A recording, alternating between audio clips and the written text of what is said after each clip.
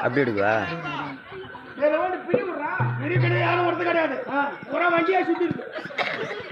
கொஞ்சம் தரத்துறா எத்தனை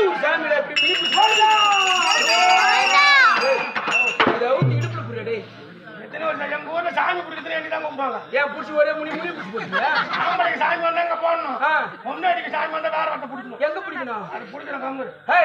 எனக்கு அடிப்பத்திர அடிப்பத்திர